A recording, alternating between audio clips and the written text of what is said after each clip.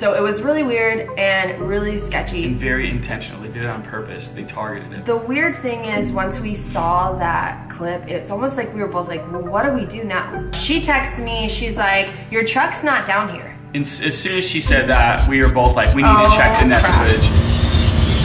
Let's talk about love. I'm feeling alright. Let's talk about love.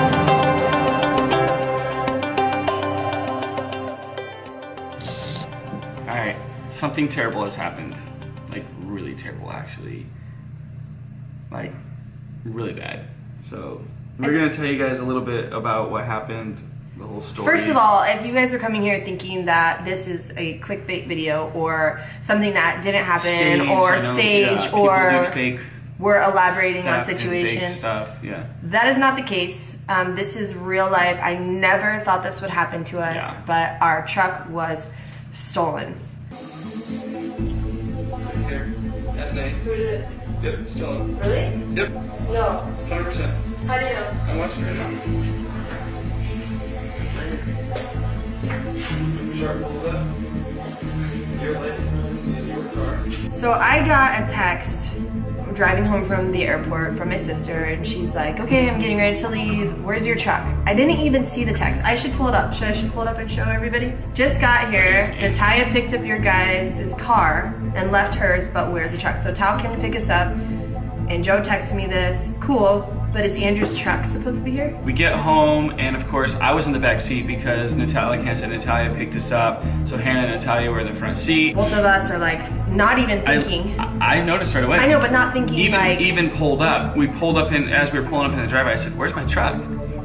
Yeah, so and you're like, what do you mean? Maybe Joe has it. I'm like, but Joe has her car, so where's my truck? My thought was, we were like in disbelief. Joe wanted to park in the garage or in the driveway, so she took Andrew's truck and either moved it in the garage or moved it down the road. So my thought was not even close to what... Oh, I never suspected theft. So like I went inside, I grabbed my keys, well we brought our luggage in, I was like, okay, I'm gonna go search the neighborhood for my truck, and I was like pushing a little clicker, you know, to make it beep. I'm like, it's not out there.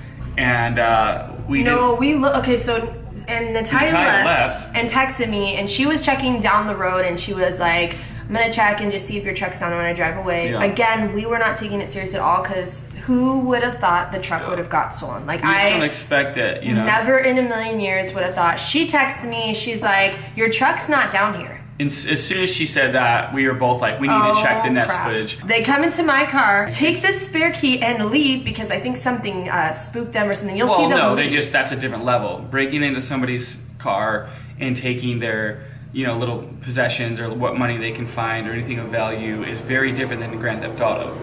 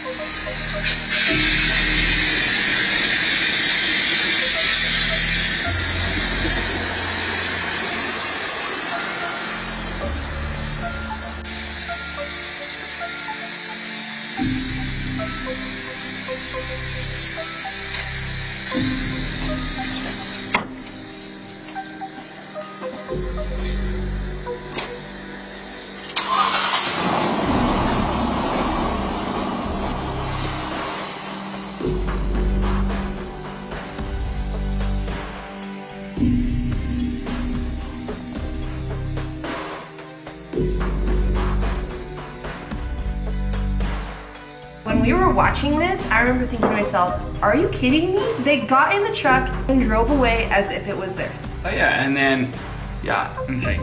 So there's something violating a little bit. Like, I got into my car the next day, and I was like, feeling so weird that someone had come in there and like... They wore gloves. Right, so it was really weird and really sketchy. And very intentional. They did it on purpose. They targeted it. The weird thing is once we saw that clip, it's almost like we were both like, well, what do we do now? Like, how do we approach this? My initial thought was text my neighbor. We've had a couple issues before. She might have another angle from the whole thing, and she might know what to do too because she's friends with some deputies and stuff like that. And we have really good people in our neighborhood. Here's the crazy thing. They actually went and broke into the car of our neighbors too. So they took our truck. And we could see that from our neighbor's security footage. Yeah. And she went and talked to them. She went and talked to our neighbors and She's said, awesome. yeah, and they said their car was broken into. So this was a multiple hit situation. So we pulled up my insurance card. We got the VIN number. He called the cops and they were like, we can't help you if you don't have license or VIN number. The first time. So yeah, we ended up getting all that. I do have some clips of when the cops came and we were talking to them, so we'll show you guys that right now.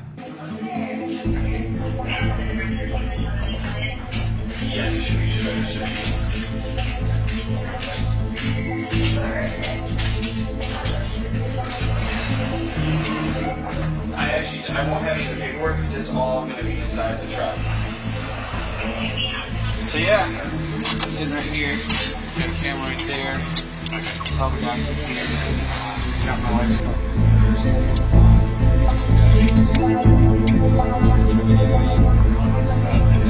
jack on it and a number of units too, so they take it.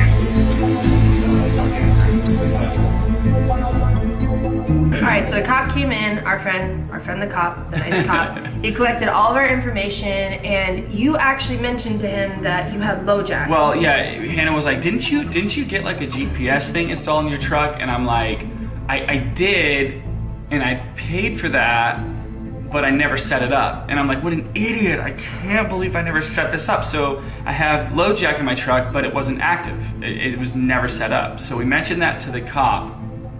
And what did he say to you when you mentioned it? He's like, well, can you get it activated? Like, how are we going to take care of this kind of thing? So I couldn't get it because I didn't have all the rest of the information that I needed to get that set up. So that was completely inactive. And we're like, we're never going to find my truck. Like, it's just gone. And in all this, I was like, oh my gosh, we should totally be vlogging this and like showing you guys like how this looks. But there was a lot of upset. I was so pissed off that I was just like, I can't even think about like vlogging. And there's a lot of panic. The story as it was unfolding, as it was happening. Yeah, I was pretty panicked and confused. I'm like, what the heck? So he collected our information, and I was just like, I mean, I don't know what else to do. I filed a claim on our insurance. I was talking to my friends.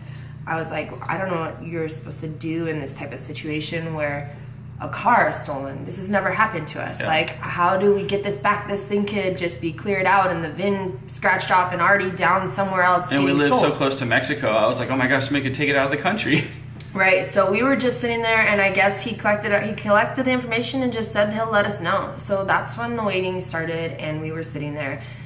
And a couple hours later, I received an unknown call number. I mean, I was literally looking at it, and I was like, am I going to answer this? Should I answer this? I don't know. So I finally because it was a little scary. You're like, what if this is a car unknown. thief? Or what if this he is... had all of our information. They got all the information. Every single bit of information. They had a car door opener. They stole my backpack, one of my backpacks. It's filled with my information. Everything that was in my car, they got it all.